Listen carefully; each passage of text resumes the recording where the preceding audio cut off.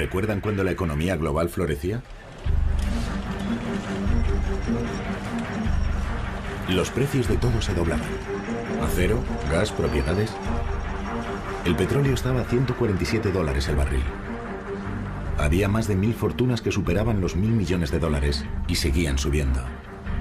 La economía mundial estaba llena de burbujas, pero había una burbuja mayor que todas las demás: el arte contemporáneo. Por 77 millones de dólares. Gracias. Esta pintura china costó nada menos que 6 millones de dólares. Un reluciente corazón colgante alcanzó los 23 millones y medio. Y un Andy Warhol se vendió por 72 millones de dólares. En aquellos días las pinturas con mariposas de Damien Hirst alcanzaban precios de hasta 9 millones de dólares. Y cientos de coleccionistas las compraron. Tengo que decir que lo he pasado como nunca. Lo que estamos viviendo es una edad dorada muy similar a la del cambio del siglo pasado. Creo que veremos pagar 1000 millones de dólares por una obra de arte en esta época. Incluso cuando la economía mundial empezó a colapsarse, el mercado del arte contemporáneo seguía en alza. Los precios eran absurdos y obscenos. Los multimillonarios lo habían convertido en un juego al que solo ellos podían jugar. Y sus reglas eran un misterio. Así que me pasé un año intentando averiguar por qué la burbuja del arte contemporáneo era la mayor, la más duradera y la más burbujeante de todas.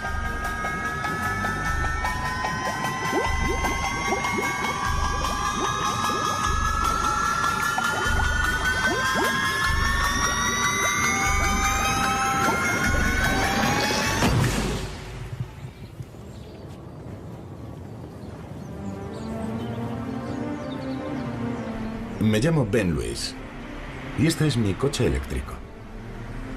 Siempre me ha gustado el arte contemporáneo. En las paredes de mi casa tengo cuadros modernos y mis estanterías están llenas de catálogos de exposiciones. Pero siempre había soñado con conducir una obra de arte. Así que convencí a uno de los artistas más destacados de Alemania para que convirtiera mi sueño en realidad. Aquí hay un bulto. Sí, y debería haber otro detrás. Y aquí está. Tobias Reberger es famoso por su combinación del diseño y el arte conceptual. Ha expuesto en bienales y museos de todo el mundo. Intentaremos que parezca como si fueran grandes defectos. Te gusta trabajar con los defectos, ¿verdad? Sí, así es. Todo lo posible. Sí, normalmente son la parte más interesante de las cosas. Antes de venir aquí, Tobias me mandó por email dibujos de cómo quería que se modificara la carrocería del coche con bultos asimétricos. Encontré un taller con mecánicos de espíritu artístico y se pusieron a trabajar. Me preocupaba un poco que los bultos no te parecieran bien. No, solo quería que pareciera un poco contrahecho, nada más. Nada demasiado evidente. Casi como si fuera una deformación visual o algo así. Ahora vamos a ver qué podemos hacer.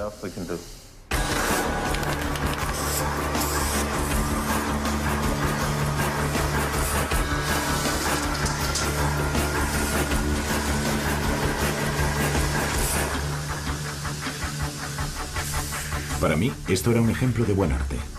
¿Era colorista o ingenioso? ¿Lo quieres deportivo o la versión más elegante? Deportivo, yo soy muy deportivo. Vale. Te enseñaba a ver el mundo de una nueva forma. Todos estos productos industriales que nos rodean son un poco aburridos y tristes en cierto sentido, ¿no? Por eso la gente se pinta sus radiocassettes para convertirlos en objetos individualizados. Escribo sobre arte contemporáneo para periódicos británicos. Mis críticas suelen ser entusiastas. Pero no me gustaba lo que estaba pasando en el mercado del arte contemporáneo y también escribí sobre eso. Gran parte del nuevo arte se producía en masa, era repetitivo y comercial. Los coleccionistas lo compraban como inversión y lo amontonaban en almacenes. Sobre lo único que se escribía en los periódicos era sobre el nuevo precio récord. Y los privilegios especiales que nuestra sociedad otorga al arte y a los artistas estaban siendo explotados por algunos de los hombres más ricos del mundo para hacer aún más dinero. Los mejores artistas estaban de acuerdo conmigo. Está genial. Me gusta. Cuando ves lo que está pasando, cuando ves esas subastas de Damien Hirst o Warhol, ¿qué piensas? ¿Eso es bueno o malo para el arte? Creo que el peligro es más la forma en que la gente especula con el arte. Es darle un mal uso, de alguna forma. No está hecho para eso.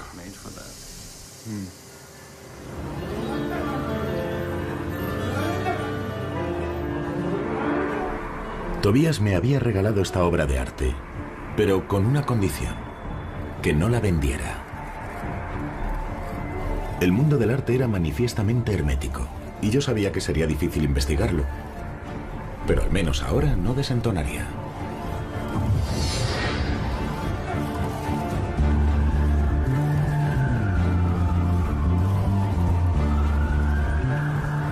Empecé a investigar el mercado del arte contemporáneo aquí. Sotheby's está celebrando la mayor subasta de arte contemporáneo de su historia. Todavía faltan 6 meses para el derrumbamiento financiero, pero las noticias económicas ya son malas. El mercado inmobiliario estadounidense se ha colapsado y los bancos han eliminado activos por miles de millones de dólares en deudas. Pero en esta sala es como si no hubiera pasado nada de todo eso. 6 millones y medio, 7 millones, 7 millones y medio, 8 millones, 8 millones y medio, 9 millones, 9 millones y medio, 10 millones, 10 millones y medio. En esta sala hay sentados cientos de coleccionistas, galeristas, marchantes y asesores artísticos. Han venido a comprar arte contemporáneo, arte producido a partir de 1945. Ahora mismo el sector más caliente del mercado.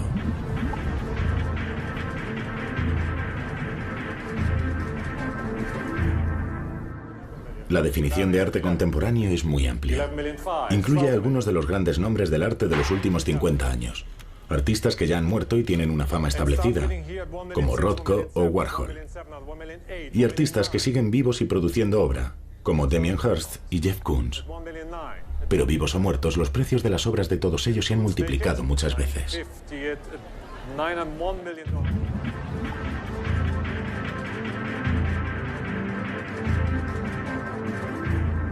La puja está en la sala junto al pasillo y son 21 millones de dólares. Usted dirá, Gregoire.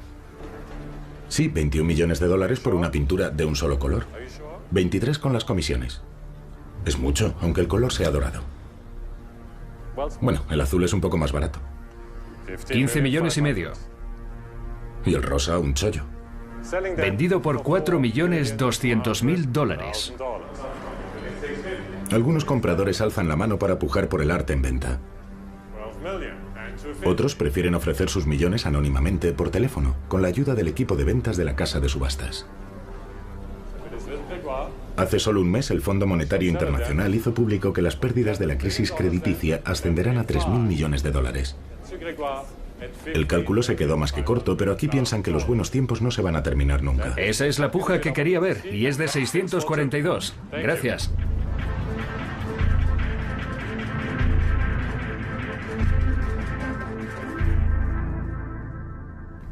El arte contemporáneo es el estilo de vida elegido por nuestra generación. ¿No es maravilloso ver dónde viven los coleccionistas? Además, el arte contemporáneo también encaja con los espacios en los que vivimos. Estos grandes lofts del siglo XXI en Manhattan necesitan obras de arte hermosas y grandes. Hola. Hola, hola. Wow, cuánto Murakami. Todavía se pueden comprar obras maestras de arte contemporáneo, todavía están a la venta. No se pueden comprar de impresionistas y arte moderno, ni obras de maestros clásicos tan fácilmente como las de arte contemporáneo.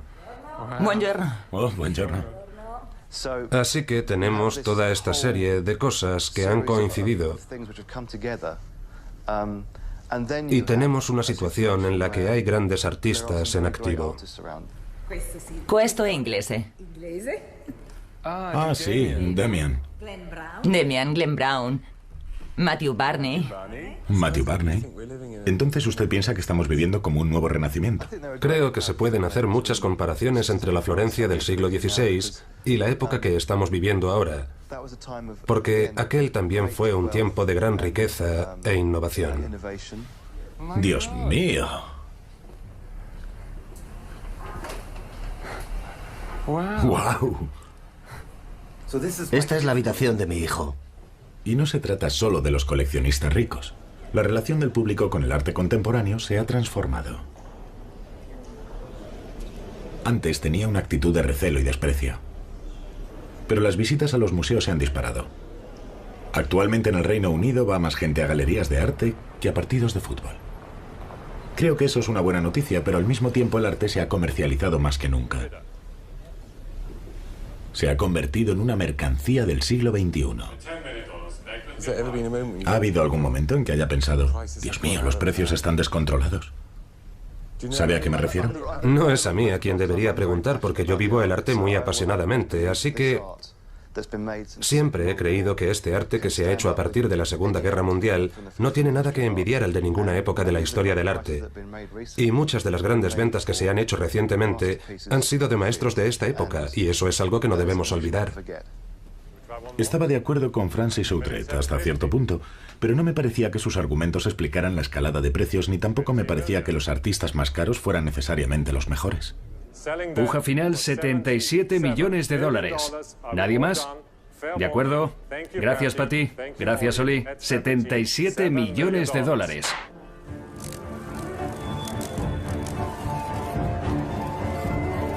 La increíble ascensión del arte contemporáneo comenzó hace 10 años. Coleccionistas como Charles Saatchi crearon el patrón. En los años 90, Saatchi compró a jóvenes artistas británicos como Damien Hirst y Tracey Emin. Los expuso en su galería y en museos y vendió parte de la obra como negocio.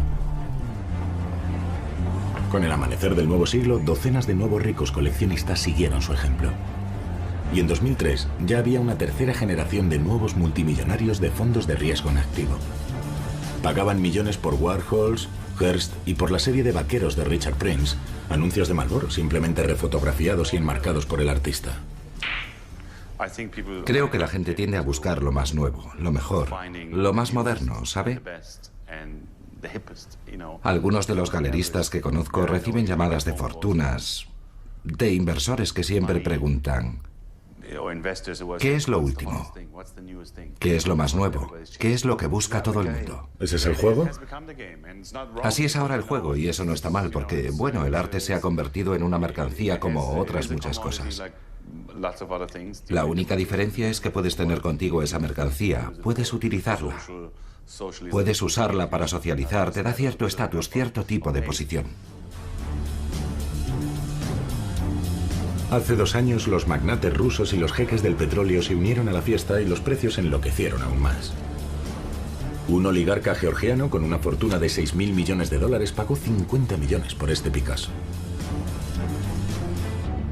El magnate ruso Roman Abramovich, propietario del Chelsea Football Club, entonces poseedor de una fortuna de 12.000 millones de dólares, compró este Francis Bacon por 86 millones.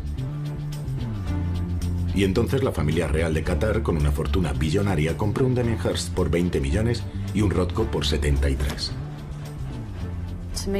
Para mí este es un momento histórico. Cuando pienso en los grandes industriales americanos, los Carnegie, los Mellon, los Frick, lo que hacían a principios del siglo XX, es lo mismo que están haciendo ahora los oligarcas y multimillonarios internacionales. ¿Y cree que esto puede seguir subiendo? Lo creo, sí. ¿De verdad? Claro.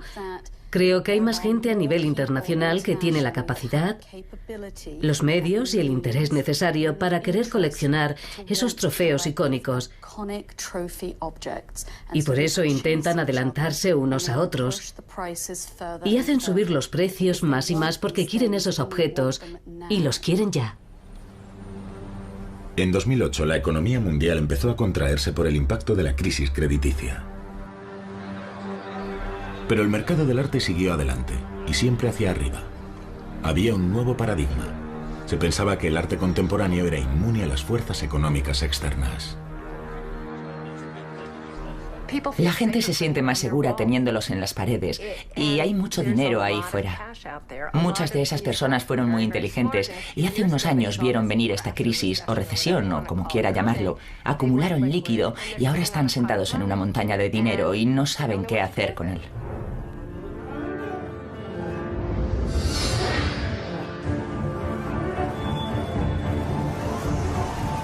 Pero había gente que pensaba que la escalada de precios del arte contemporáneo se debía a algo más que a las nuevas fortunas y a los supuestamente grandes artistas. Vine a Nueva York a ver cómo se hacían los negocios en el mundo del arte. Los comentaristas del mercado artístico decían que las estrategias de los marchantes también jugaban su papel en la escalada de los precios. Entonces, señor, su puja es de $1.800.000. La puja está hecha. Había ciertas prácticas que provocaban polémica. Se decía que galeristas, coleccionistas y marchantes mantenían los precios de los artistas a los que representaban o cuya obra poseían en grandes cantidades.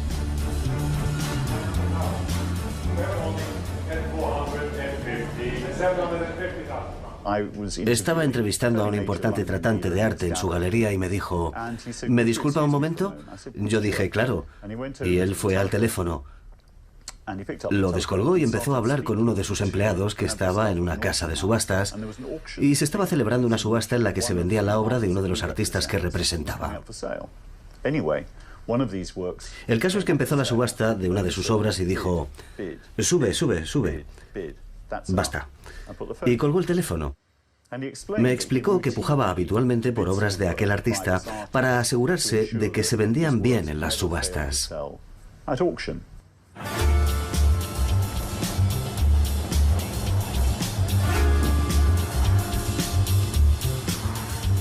Decidí ir a hablar con los coleccionistas millonarios sobre estas prácticas. Este es el apartamento de José Mugrabi. Es el mayor marchante de obras de Andy Warhol. Tiene 800 obras suyas. Él y sus hijos han construido la fama y el valor de Warhol de dos formas diferentes. Por un lado, han prestado obras a docenas de exposiciones en todo el mundo. Pero por otro, se les acusa de haber sostenido e incluso de haber hecho subir los precios de Warhol en las subastas. José Mugrabi accedió a hablar conmigo de esto. ¿Cómo se establece un nivel de precios para un artista como Warhol? Es muy sencillo.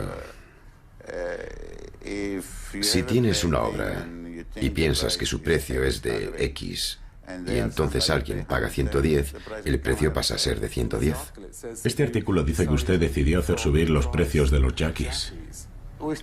Empezamos a comprar Jackies a 30, $40.000 y seguimos comprando Jackies por 100 y seguimos comprando Jackies por 300 y luego por 500 y por 1 millón y compramos un Jackie por 2 millones. Como le decía, es muy sencillo. El precio de mercado en aquel momento era de 2 millones, así que pagamos 2 millones. Se dice que usted protege los precios de los Warhols. ¿Eso significa algo? ¿Qué quiere decir proteger? Le he dicho desde el principio que este es mi artista favorito. Este es mi artista. Esto es algo que amo. Es mi pasión. ¿Qué quiere decir que si protejo los precios? No protejo a nadie. Me protejo a mí mismo porque amo a este artista. El mercado del arte era más complicado de lo que pensaba.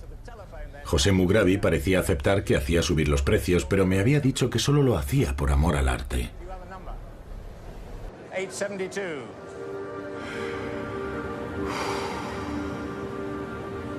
Intentar investigar el mercado del arte era agotador. Aquella noche soñé que era José Mugrabi. Estaba en su apartamento y estaba diciendo, ¿por qué no voy a pagar por un Warhol más que nadie? Si es lo que más deseo. Entonces me habló Marilyn y me dijo, a veces un hombre puede tener demasiado de algo bueno.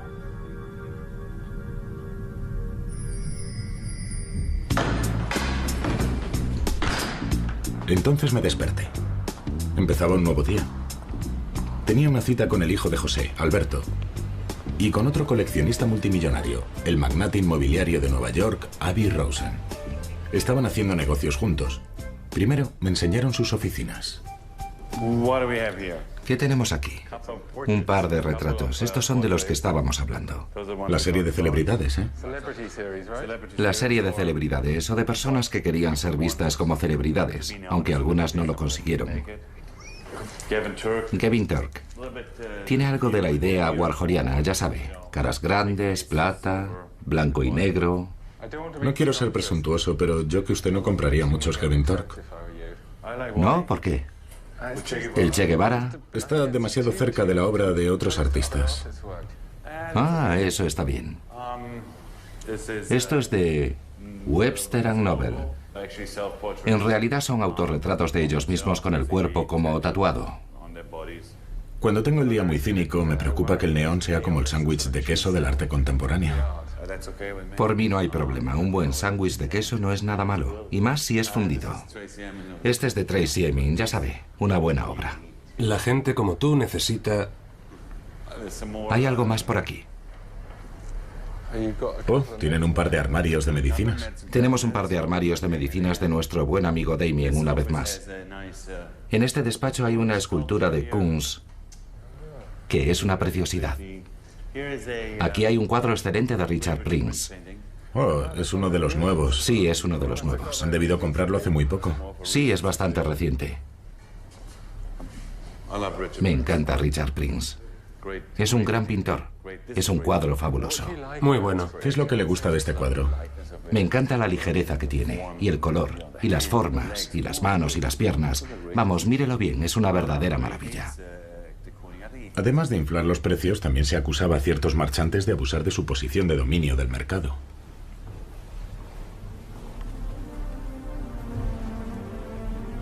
En muchos mercados hay leyes que impiden poseer tal cantidad de algo que se pueda influir en los precios. Es lo que se llaman prácticas monopolistas. En los 90, un operador japonés fue juzgado por poseer un 5% de las existencias mundiales de cobre. Los Mugrabi poseían un 9% de los Warhols más importantes. Avi Rosen era dueño de un 1% más. Pero en el mercado del arte no hay normas contra las prácticas monopolistas. Se hace esta comparación. La gente suele compararlo y dice, en el mercado del arte se pueden hacer cosas que jamás se podrían hacer en los mercados de materias primas o en los mercados financieros. Mire lo que está pasando con el mercado del petróleo. Vamos, ese tipo de especulación existe en todas partes. El mismo tipo de especulación se da en el mercado del arte, igual que pasa en... Eso ocurre en todos los mercados. Pasa en todos los mercados, es algo general. No está permitido que uno tenga el 10% de las reservas de cobre del mundo, si uno es... Pero hay gente que lo hace. Hay gente que tiene el 10% de las reservas de cobre y hay gente que controla el mercado de los bienes de lujo, gente que controla la industria aeronáutica, hay gente que controla muchas industrias. No están controladas exclusivamente por ciertas personas, pero hay momentos en las industrias en que hay gente que tiene un mayor control que en otros. Todo el mundo ha estado diciendo que 6, 7 u 8 personas están monopolizando y manipulando el mercado de Warhol. Es bonito imaginarlo, pero en realidad eso no es posible. Hay demasiada obra ahí fuera. Había aprendido que los coleccionistas de arte tenían la habilidad de admitir y negar las cosas al mismo tiempo. ¿Pero había algo de malo en dominar el mercado del arte? Desde luego no era ilegal. Pero solo el tiempo diría si esto había inflado los precios hasta niveles insostenibles. Pero no es sostener los precios del artista, porque al fin y al cabo sigues teniendo que pagar por estas cosas, ¿entiende? Así que solo puedes vender y hacer las cosas con inteligencia. No vas a comprar un cuadro por 3 veces su precio solo para elevar el precio de mercado. Por otra parte, tienes un mercado, pero tampoco quieres dejar que baje su valor. Las casas de subastas también estaban contribuyendo a la escalada de precios del arte contemporáneo a través de sus prácticas comerciales. El mercado del arte ya había experimentado una ascensión similar. Estos son los lirios de Van Gogh. En 1987 este cuadro se vendió por un precio récord de 53,9 millones de dólares. Pero el comprador no habría podido pujar tan alto si Sotheby's no le hubiera prestado la mitad del precio final. A consecuencia de la controversia que provocó este hecho, la Asamblea del Estado de Nueva York realizó una investigación sobre el mercado del arte. Y ahora voy a conocer al hombre que la dirigió. Tuvo que ver con la subasta del cuadro de Van Gogh, Los Lirios, en la que había un australiano, Alan Bond, que tenía unos 25 millones de dólares y un señor japonés que tenía unos 50 millones, lo que significa que el cuadro se debería haber vendido por unos 26 millones. Pero Sotheby's decidió prestar al señor Bond otros 26 millones y el resultado fue una tremenda burbuja en los costos y precios del impresionismo francés. Esta burbuja se creó por la decisión de Sotheby's de prestar dinero a uno de los dos postores, sabiendo que al hacerlo se dispararía el precio. Eso no me parece nada ético. Tras la investigación del estado de Nueva York, Sotheby's dejó de hacer este tipo concreto de préstamos. Pero 20 años después, las casas de subasta seguían ofreciendo otros tipos de crédito. La documentación presentada por Sotheby's mostró que sus préstamos se habían duplicado desde 2005. Si al mundo del arte esto no le preocupaba, al mundo financiero sí. En 2008, las acciones de Sotheby's cayeron un 80% respecto a su valor máximo de octubre de 2007. Un inversor apareció en una cadena de televisión para hablar del paquete de Sotheby's que vendía. Vendo a la baja las acciones de Sotheby's y... Sotheby's siempre puja, sí. Sí, se puede decir que está a la baja este año, así que a pesar de las palabras optimistas sobre las subastas de la semana pasada y de la próxima, el mercado de valores no se lo cree. Jim Chanos era un multimillonario de los fondos de riesgo famoso por haber predicho el colapso de Enron. Ahora estaba vendiendo a la baja acciones de Sotheby's, lo que significaba apostar cientos de millones al hecho de que el mercado del arte no iba tan bien como se decía. De hecho, creo que el mercado de las subastas es el aspecto más engañoso de todo el mercado del arte. El mercado de las subastas está sujeto a cierta... ¿Manipulación? Bueno, usted lo ha dicho, no yo. Empezamos a vender a la baja Sotheby's realmente a finales del verano de 2007, hace algo más de un año. ¿Por qué? Empecé a tener, partiendo del hecho de que participo en el mercado del arte, empezó a preocuparme que Sotheby's se había apalancado mucho durante los últimos años, mientras los precios no dejaban de subir, cuando debería haber aprovechado para reducir su endeudamiento. Chanos tenía una segunda crítica hacia ellos.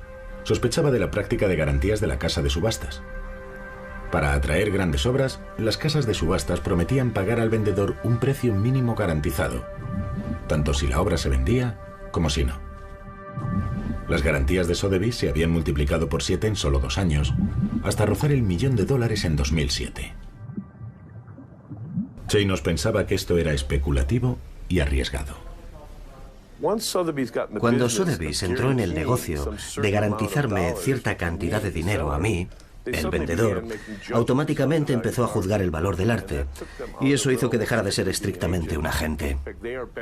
De hecho, están apostando a que los precios subirán, y eso resulta peligroso porque te has convertido en parte del sistema. Tanto Sotheby's como Christie's rechazaron mis solicitudes de entrevistas. Sotheby's me escribió diciendo lo siguiente. La clara parcialidad, incluso desprecio, que ha mostrado hacia el arte contemporáneo, que es una parte importante de nuestro negocio, es imposible de ignorar. Mientras que usted está en su absoluto derecho de producir un programa como desee, Sotheby's también tiene el derecho de no contribuir a sus esfuerzos. El problema que tienen las casas de subastas, y Sotheby's en particular, es que han dejado de ser agentes para convertirse en agentes principales. Y ese es el problema clásico de la burbuja, sea inmobiliaria, artística o bursátil, que vemos como intermediarios tradicionales, como bancos o agentes de bolsa, de repente deciden convertirse en fondos de riesgo ellos mismos.